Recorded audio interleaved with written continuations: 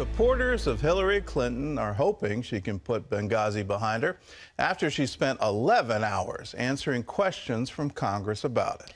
Critics say the hearing raised concerns about Clinton's honesty and truthfulness. Abigail Robertson brings us the story from Washington. Some political observers argue there are now more questions than answers after Hillary Clinton's day-long testimony to the House Benghazi Committee. The hearing looked into the details surrounding the September 11, 2012 attack in Libya that killed 4 Americans, including the ambassador to the country.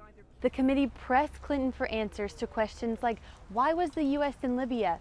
Why were security requests denied? And why was she willing to tell everyone but the American people this was a terrorist attack? One of the most revealing moments came when Republican Congressman Jim Jordan questioned Hillary about the explanation she gave in the first 24 hours following the attack. At 10:08 on the night of the attack, you released this statement.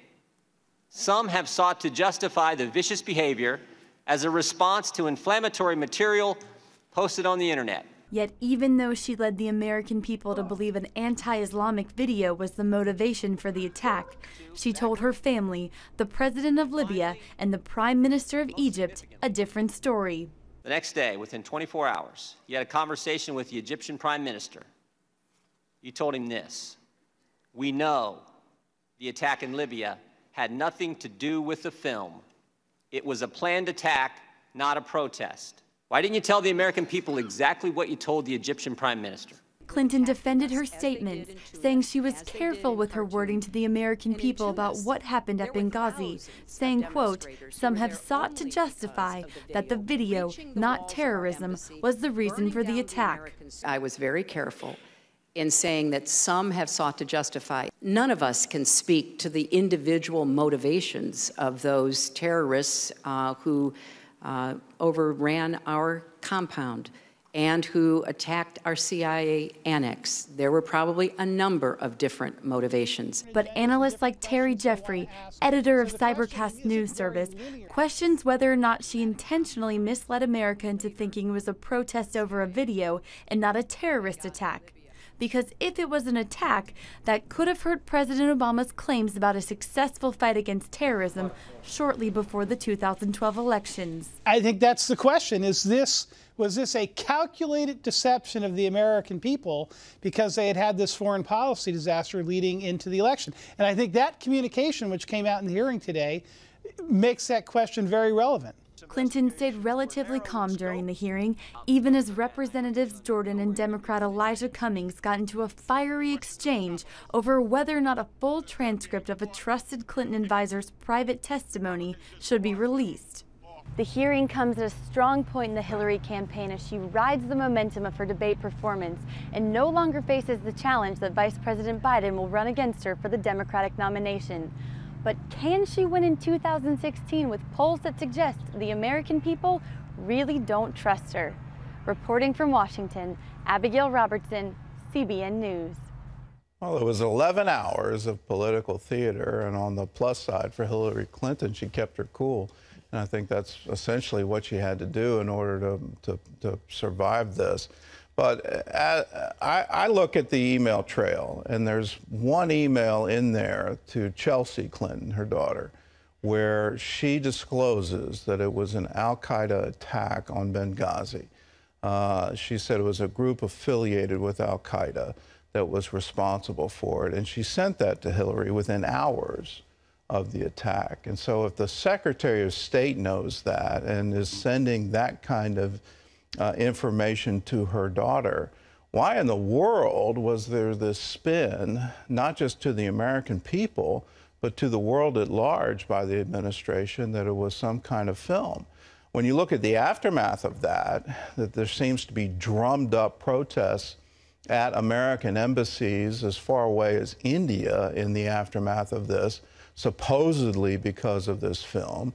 And then the filmmaker is deemed to be in violation of his parole. He ends up in jail over this. And it's all some spin. It's all some political spin. Where's the justice in all of that? Where's the honesty in all of that? Well, in other news, American soldiers helped to rescue 70 hostages from execution at the hands of ISIS. John Jessup has that story from our CBN News Bureau in Washington. John? Thanks, Gordon. Though that daring rescue mission was successful, it came at a high price. An American soldier died in the raid. Dale Hurd has this report as we're learning more about that mission. It was a race against time to rescue hostages set to be executed by ISIS. The mission was revealed by the Pentagon Thursday. Early today in Iraq, at the request of the Kurdistan Regional Government, U.S. Special Operations Forces supported an Iraqi Peshmerga operation to rescue hostages at an ISIL prison near Hawija, Iraq. Under cover of darkness, 5 American helicopters carried Kurdish Special Forces and 30 U.S. advisors to the prison camp in Hawija in northern Iraq.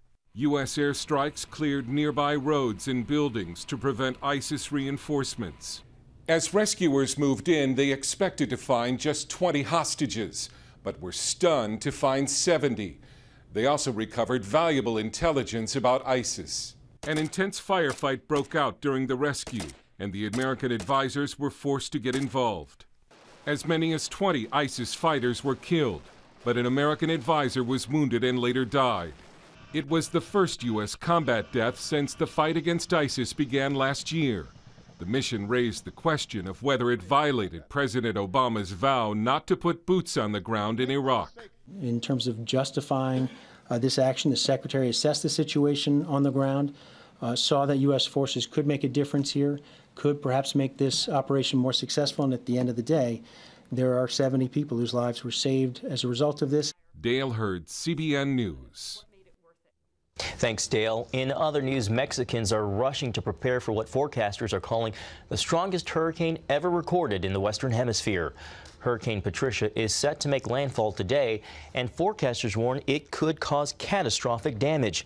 Officials have already declared states of emergency in several cities. The Category 5 storm is expected to bring heavy rainfall, destructive waves, and powerful winds to the Pacific coastline. Well, Typhoon Lando was the strongest or worst typhoon to hit the Philippines so far this year, according to officials in that island nation. The storm killed at least 43 people, and over 600,000 were displaced from their homes. One of the most devastated communities is the Aurora province, but CVN Disaster Relief is providing for the immediate needs of families there, giving out rice along with canned goods, noodles, and milk, as well as urgently needed medical care. CBN is not only bringing relief, it's also teaching people how to prepare for the next storm. And Gordon, I know you just recently returned from the Philippines. I just got back. We left right in advance of that storm. But Operation Blessing is there. Operation Blessing Philippines is there. It's all part of CBN International Disaster Relief as we prepare for this terrible storm that's getting ready to hit Mexico. And as we're cleaning up from that typhoon in the Philippines, if you want to be a part of helping people, if you want to be a part of that disaster relief, all you have to do is call us, 1-800-759-0700, and say, yes, I want to be a part of it. It's CBN International Disaster Relief Fund, CBN Center, Virginia Beach, Virginia, 23463. You can call, or you can also log on to cbn.com. There's a place where you can designate your giving on the giving page, or you can designate your giving. 100% of it will go into disaster relief. So do it now, 1-800-759-0700.